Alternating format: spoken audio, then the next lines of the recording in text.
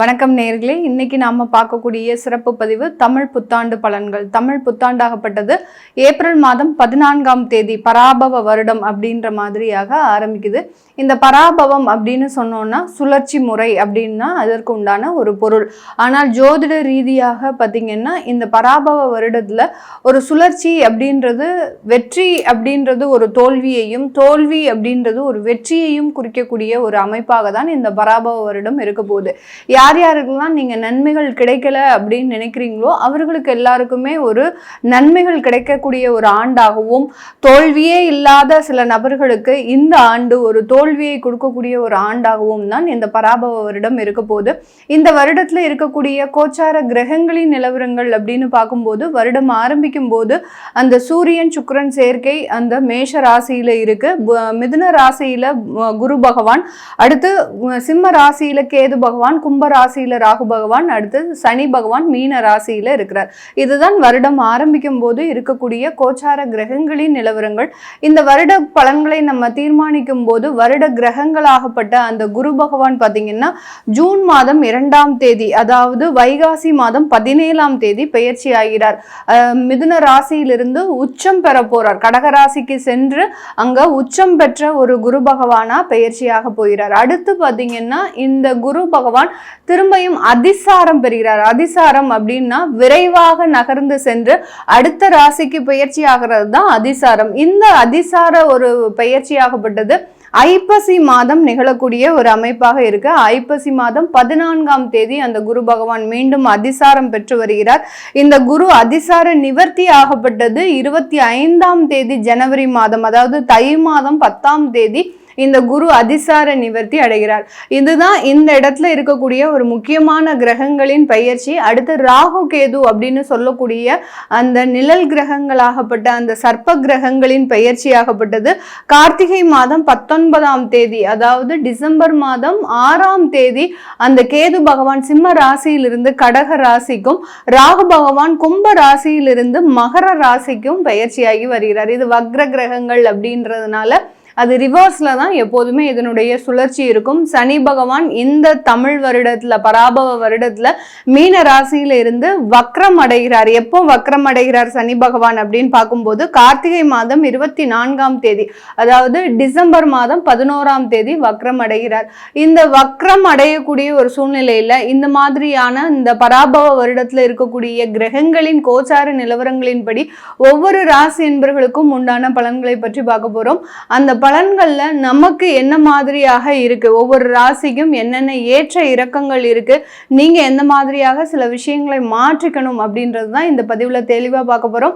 இந்த சேனலை முதன்முறையா பாக்குறீங்க அப்படின்னா சப்ஸ்கிரைப் பண்ணிக்கோங்க, பெல் பட்டன்ல ஆல் ஆப்ஷன் சூஸ் பண்ணிக்கோங்க. மேஷ ராசி அன்பர்கள் எப்போதுமே வாழ்நாள் முழுவதும் விழிப்போடு இருக்கக்கூடியவர்கள். ஒரு விஷயத்துல எந்த விதமான ஒரு தவறும் நடந்துடக்கூடாது, அதே மாதிரி தன்னை சார்ந்த நபர்களுக்கு எந்த விதமான பிரச்சனையும் வரக்கூடாது அப்படின்ற மாதிரியாக எப்போதும் தன்னுடைய வாழ்க்கையில விழிப்போடு இருக்கக்கூடியவர்கள்.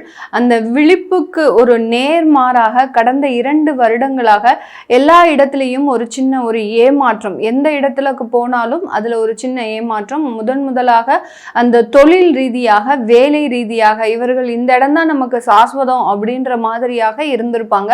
ஆனா பாத்தீங்கன்னா திடீர்னு ஒரு வேலை இழப்புகள், அந்த தொழில ஏற்பட்ட நஷ்டங்கள், அதை எல்லாத்தையுமே ஈடுகெடுக்க முடியாத அளவிற்கு சில தேவையில்லாத பிரச்சனைகள்ல மாட்டிக்கக்கூடிய ஒரு நபர்களாக இருக்கிறாங்க. எவ்வளவுதான் நம்ம ரொம்ப கேர்ஃபுல்லாக இருந்தாலும் இந்த மாதிரியான தவறுகளை நம்மளால கண்ட்ரோல் பண்ண முடியல அப்படின்ற மாதிரியாக ஒரு மனதளவு ஒரு வெறுப்பில் இருக்கக்கூடிய ஒரு நபர்களாக இருக்கின்ற இந்த மேஷ ராசி அன்பர்களுக்கு இந்த தமிழ் வருடம் பராபவ வருடம் ஒரு சுழற்சியான ஒரு மாற்றத்தை ஏற்படுத்தக்கூடிய ஒரு நேரமாக இருக்கும். இந்த காலகட்டத்துல பார்த்தீங்கன்னா இவர்களினுடைய தொழில் ரீதியான வளர்ச்சிகள் அப்படின்றது கண்டிப்பாக இருக்கும்.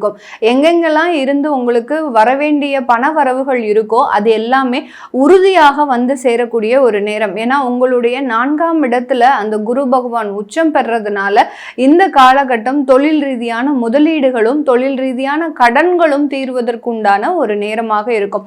கடந்த காலத்துல எல்லாம் நீங்க ஒரு முதலீடா யாரையாவது ஒருத்தரை அப்ரோச் பண்ணியிருந்தீங்க, இவர்கள் நம்மளுடைய தொழில்ல ஒரு இன்வெஸ்ட் பண்ணா நமக்கு நல்லா இருக்கும் அப்படின்ற மாதிரியாக ஏதாவது ஒரு தெரிந்த நண்பர்களையோ உறவினர்களையோ அப்ரோச் அப்ரோச் பண்ணியிருந்தீங்க அப்படின்னா அவங்க உங்களுக்கு கடனுக்கு தான் அந்த காசை கொடுத்துருந்துருப்பாங்க. அந்த கடன் பட்டதுனால மிகவும் ஒரு மனவேதனையில இருந்திருப்பீங்க.